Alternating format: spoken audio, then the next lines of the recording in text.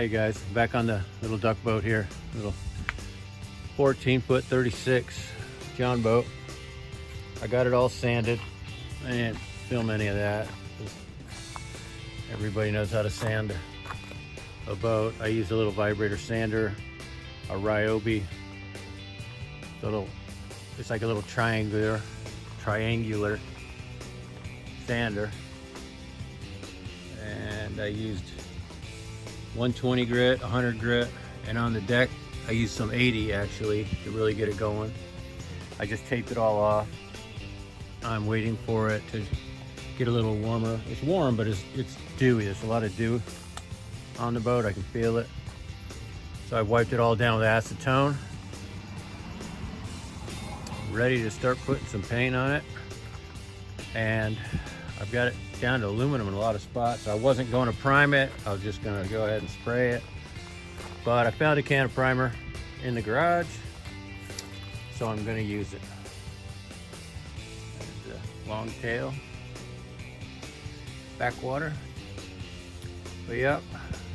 And I wasn't going to tape any plastic down on the deck. I will use a bed liner.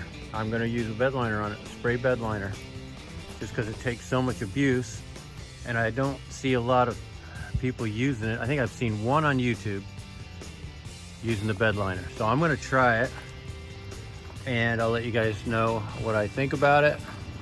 And it's all Rust-Oleum product. Should be all right. I mean, it's got to be better than just paint, I would imagine. A little tougher, but I'm not going to do anything to the bottom of the boat because I want to use an epoxy based product like, they have several on the market. Frog Spit's one, I think it's called, or Gator Glide. Looks like a real good product, but you have to take the motor off, flip the boat upside down, and I don't have any place to do it here. I'll have to do it on another property. But anyway, that's maybe next year. But this stuff really works.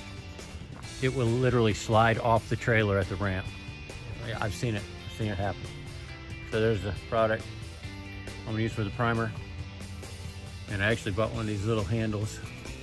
Why not? They're like $4 or $5. And I'm using Deep Forest Green, just because that's what they had, and it's good enough for me. I'm not going to camo or anything like that. When I'm duck hunting, we're covered in vegetation, so I don't see the reason to camo it.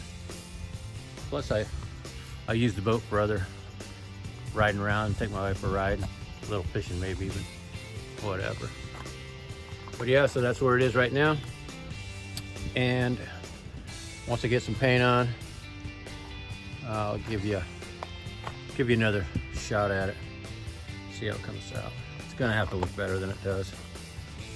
As I did this one like 7 years ago, so you can get 5 years out of a paint job. That's pretty good for some rattle cans.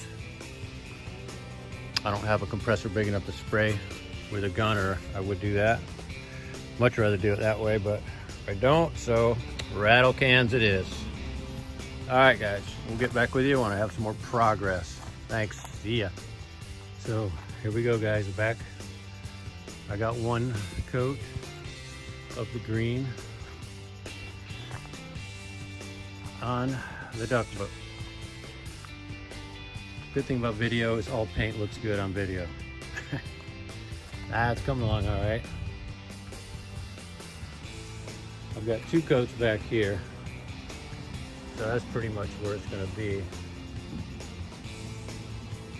A little sunlight coming through there. But that's 3 cans. It's a 14-foot by 36 inch. That's 3 cans of Rust-Oleum. So I'm going to try to get 4 or 5 more. So I got to do the sides. And I'd like to get a couple nice layers on the inside.